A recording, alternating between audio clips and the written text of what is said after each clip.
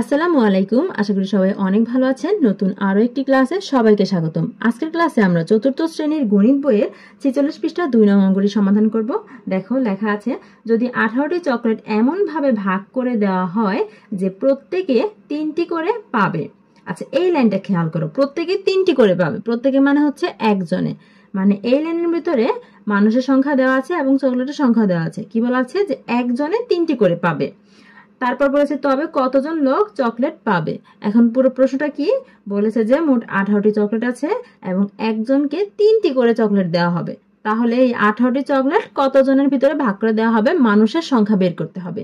তাহলে মানুষের সংখ্যা যেহেতু আমরা বের করব, তাহলে আমরা প্রথম লাইনটা এমন ভাবে সাজিয়ে লিখবো যাতে মানুষের সংখ্যাটা হাতের ডান দিকে থাকে। এখন এখানে আমরা কোন লাইনটা সাজিয়ে লিখবো, এই যে প্রত্যেকে 3টি করে চকলেট পাবে, এই লাইনটাকে আমাদের সাজিয়ে লিখতে হবে, কারণ এখানে মানুষের সংখ্যাও আছে এবং চকলেটের সংখ্যাও আছে। এই লাইনটা দিয়ে আমরা পূর্ণ একটা ধারণা পাই যে একজনে চকলেট পাবে 3টি। এখন এই লাইনটা আমরা কিভাবে সাজিয়ে লিখবো, আমরা যেহেতু মানুষের সংখ্যা বের করতে বলেছে যে কতজন লোক লোকের সংখ্যা বের করবো, তাহলে লোকের সংখ্যাটা হাতের ডান দিকে রাখবো। তাহলে কিভাবে সাজিয়ে লিখবো, 3টি চকলেট পাবে এক জনে। দেখো এখানে আমরা মানুষের সংখ্যা অর্থাৎ একজন এটা কিন্তু হাতের ডান দিকে রেখেছি। যেহেতু আমরা মানুষের সংখ্যাটা বের করব, তাই আমরা মানুষের সংখ্যাটাকে হাতের ডান দিকে রেখেছি। এখন কি বলেছে, সুতরাং 18টি চকলেট কতজন পাবে সেটা বলেছে। সুতরাং 18টি চকলেট পাবে। এখন ভাগ করতে হবে। এখন এখানে আমরা কাকে ভাগ করব, আমরা 18কে ভাগ করব নাকি আমরা 3কে ভাগ করব।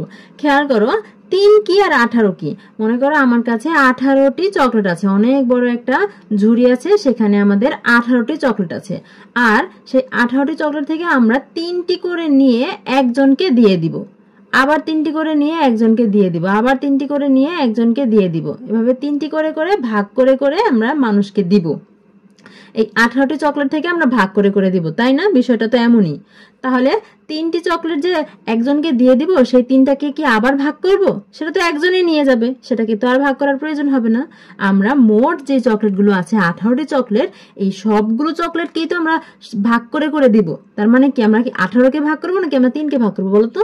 আমরা আসলে 18টি চকলেটকে ভাগ করবো। 18টি চকলেট থেকে ভাগ করে করে আমরা মানুষকে দিব। তার মানে আমরা কাকে ভাগ করবো, আমরা 18কে ভাগ করবো।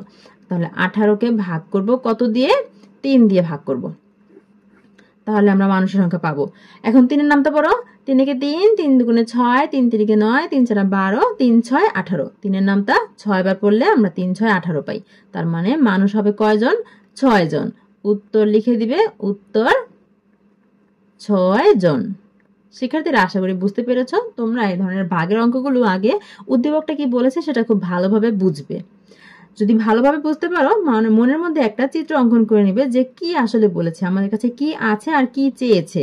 তখন আমরা ভালোভাবে এই ভাগটা নিজেদের জীবনে অ্যাপ্লাই করতে পারবো। যদি আমরা আমাদের মনের ভেতরে একটা চিত্র অঙ্কনের মাধ্যমে প্রশ্নটা বুঝে সমাধান করার চেষ্টাটা ছোটবেলা থেকেই করি, তাহলে এই জিনিসটা কিন্তু আমরা আমাদের বাস্তব জীবনে খাটাতে পারবো। কারণ আমাদের বাস্তব জীবনে এমন অনেক ঘটনা আছে যেখানে ভাগ করার প্রয়োজন হয়। তো তখন তোমরা বুঝতে পারবে কিভাবে ভাগ করতে হবে, কাকে ভাগ করতে হবে। তো এখন থেকে চর্চা শুরু করে দাও। প্রথমে প্রশ্নটা ভালোভাবে বুঝবে এবং মনের মধ্যে একটা চিত্র অঙ্কন করে নিবে যে কি চেয়েছে এবং কি দেওয়া আছে। তারপর বুঝতে পারবে যে আসলে কি করতে হবে। তো এইভাবে করে প্র্যাকটিস করতে থাকো। আশা করি বুঝতে পেরেছো। আজকে বিদায় নিতে হচ্ছে। এই ধরনের আরো ভিডিও পেতে হলে আমাদের সাথেই থাকতে হবে। আল্লাহ হাফেজ।